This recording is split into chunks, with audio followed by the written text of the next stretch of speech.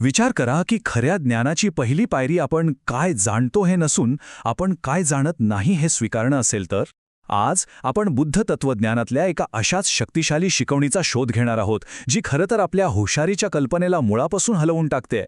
हा फक्त एक जुना श्लोक नाहीये, तर आजच्या या गोंधळाच्या जगात आपल्याला मार्ग दाखवणारी एक मशाल आहे. तर मग आपला आजचा प्रवास कसा असेल?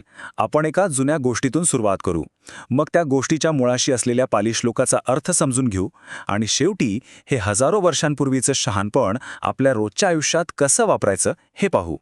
चला तर मग थोडं काळाच्या मागे जाऊया. जेतवन विहाराची कल्पना करा. हवेत उदबत्तीचा मंद सुगंध दरवळतोय, कुठून तरी मंत्रोच्चारांचा मंद ध्वनी कानावर येतोय आणि सगळीकडे एक अथांग शांतता पसरली आहे. याच पवित्र वातावरणात आपल्या कथेची सुरुवात होते. दुपारची वेळ आहे. सूर्यकिरणांनी विहाराचे दगड अगदी उजळून निघाले आहेत. भिक्खू आणि उपासक शांतपणे एकाग्र चित्ताने बसले आहेत. सगळ्यांच्या मनात एकच भावना आहे, बुद्धांच्या शब्दांची, त्यांच्या ज्ञानाची आतुरता. असं वाटतंय जणू इथलं प्रत्येक स्पंदन, प्रत्येक कण एका मोठ्या सत्याच्या प्रकटीकरणाची तयारी करतंय. पण याच शांत वातावरणात एक विलक्षण विरोधाभास जन्माला येतोय. त्या गर्दीत दोन खिसे कापू शिरले आहेत. त्यातल्या एकाचं मन मोकळं आहे. तो काहीतरी नवीन ऐकायला, समजून घ्यायला आला आहे. पण त्याचा साथीदार, तो मात्र स्वतःच्याच विचारात अडकला आहे. त्याचा हेतू एकच आहे, चोरी. दोन माणसं, एकच जागा, पण त्यांचे विचार त्यांना दोन पूर्णपणे वेगळ्या वाटेवर घेऊन जाणार आहेत. मग काय होतं जेव्हा हे दोन वेगवेगळे हेतू बुद्धांच्या ज्ञानासमोर येतात?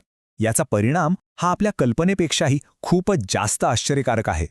आणि इथेच त्यांच्या मानसिकतेतला फरक अगदी स्पष्ट दिसतो.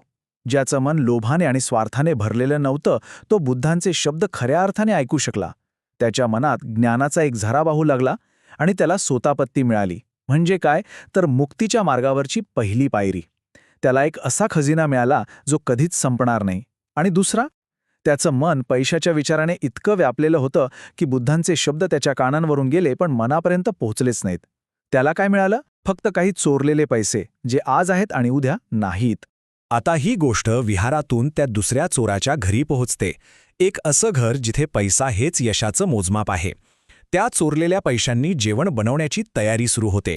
आणि इथेच या कथेला एक महत्त्वाचं वळण मिळतं. दुसऱ्या चोराची बायको पहिल्या चोराला, जो रिकामा हाताने परतला होता, त्याला हा टोमडा मारते. तिच्यासाठी ज्याच्याकडे पैसा आहे तोच हुशार. तिच्या या शब्दांमागे एक खोल अज्ञान दडलंय. असं अज्ञान जे स्वतःलाच शहाणपण समजतंय. या क्षणी ज्या चोराने बुद्धांचं प्रवचन ऐकलं होतं त्याला अपमान वाटत नाही. उलट त्याच्या मनात एक विलक्षण स्पष्टता येते. त्याला त्या स्त्रीच्या शब्दांमागची गरिबी दिसते. पैशांची नाही तर विचारांची गरिबी. त्याला कळतं की तिचा टोमणा हा तिचा स्वतःचा अहंकार आणि अज्ञानाचा आरसा आहे. तिच्यावर आग येण्याऐवजी त्याच्या मनात तिच्याबद्दल करुणा जागी होते. हीच त्याच्या आतमध्ये झालेल्या बदलाची, त्याच्या स्वतापत्तीची पहिली खूण आहे. जेव्हा हा सगळा प्रसंग बुद्धांपर्यंत पोचतो तेव्हा ते या घटनेवर एक असं भाष्य करतात जे फक्त त्या चोरांसाठी नाही तर संपूर्ण मानवजातीसाठी एक मार्गदर्शक ठरतं. हे या कथेचं आणि आपल्या आजच्या चर्चेचं सार आहे. जेव्हा ही कथा बुद्धांना सांगितली जाते तेव्हा संपूर्ण सभेत एक गहन शांतता पसरते. बुद्धांची शांत आणि ज्ञानी नजर केवळ त्या चोलावर नाही तर जणू प्रत्येकाच्या अंतर्मनात डोकावत आहे. त्यांच्या फक्त असण्यानेच तिथलं वातावरण बदलून जातं. आणि मग ते एक कालातीत सत्य सर्वांसमोर ठेवतात. यो बालो मंजती बाल्यम पंडितो वापी तेन सो बालोच पंडितामानी सवे बालोती वुच्यती. या एकाच श्लोकात मानवी अहंकार आणि खऱ्या ज्ञानाच्या मार्गाबद्दलचं आयुष्यभराचं सार दडलेलं आहे. ही फक्त एक बौद्धिक कल्पना नाहीये, तर स्वतःला सुधारण्याचा एक मूलभूत नियम आहे. या श्लोकाचं खरं सौंदर्य त्याच्या मूळ पाली शब्दांमध्ये आहे. बालो म्हणजे फक्त अक्कल नसलेला असा नाही, त्याचा मूळ अर्थ आहे जो आध्यात्मिक अंधारात आहे, जो अविद्या म्हणजे अज्ञानाने ग्रासलेला आहे आणि स्वतःच्या अहंकाराच्या तुरुंगात बंद आहे. आणि पंडितो म्हणजे फक्त पुस्तकी ज्ञान असलेला विद्वान नाही, पंडितो तो आहे ज्याच्याकडे पण्या आहे, म्हणजे विवेक आणि सत्य जसं आहे तसं पाहण्याची दृष्टी आहे. त्यामुळे हा श्लोक सांगतो की बालोपासून पंडितोपर्यंतचा प्रवास स्वतःच्या बाल्यम म्हणजेच मूर्खत्वाला, आपल्या अज्ञानाला स्वीकारण्यापासून सुरू होतो. चला तर मग या प्राचीन शहाणपणाला आपल्या 21व्या शतकातील जीवनासाठी एका व्यावहारिक नियमावलीमध्ये बदलूया. हे तत्वज्ञान आपण रोजच्या जगण्यात नेमकं कसं वापरू शकतो? याला आपण आपल्या बुद्धीसाठी एक सजगतेचा व्यायाम म्हणू शकतो. याची 3 सोपी पावलं आहेत. पहिलं पाऊल, अज्ञान स्वीकारणे.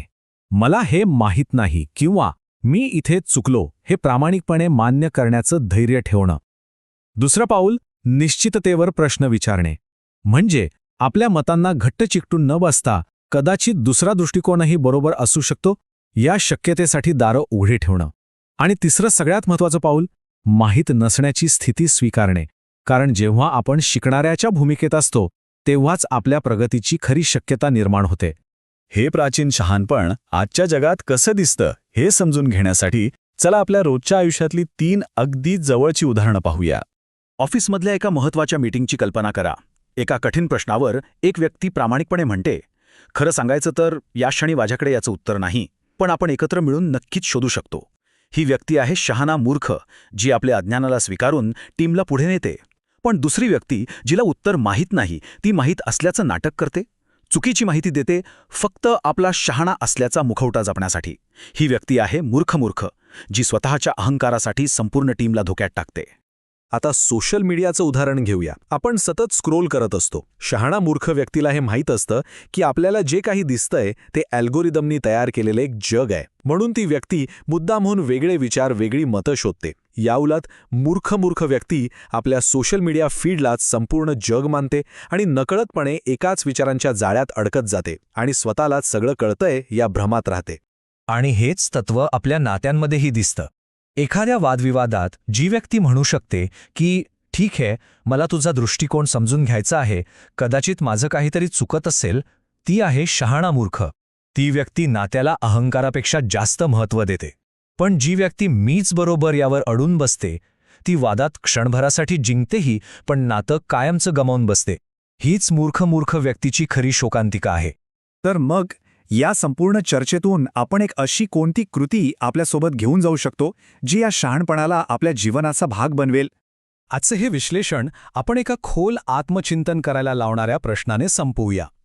थोडा वेळ शांत बसून अगदी प्रामाणिकपणे स्वतःला विचारा, आयुष्यात असा कोणता कोपरा आहे जिथे आपण सर्वज्ञ असल्याचा मुखवटा घातला आहे? असं कोणतं क्षेत्र आहे जिथे मला माहीत नाही हे मान्य करून नम्रपणे मदत मागितल्यास फक्त आपलीच नाही तर इतरांचीही प्रगती होऊ शकते? या प्रश्नाचं उत्तर शोधणं हेच त्या प्राचीन श्लोकाला आजच्या जीवनात जिवंत करण्यासारखं आहे. आणि हाच खऱ्या शहाणपणाच्या दिशेने टाकलेला पहिला, सर्वात महत्त्वाचा आणि धाडसी प्रवास आहे.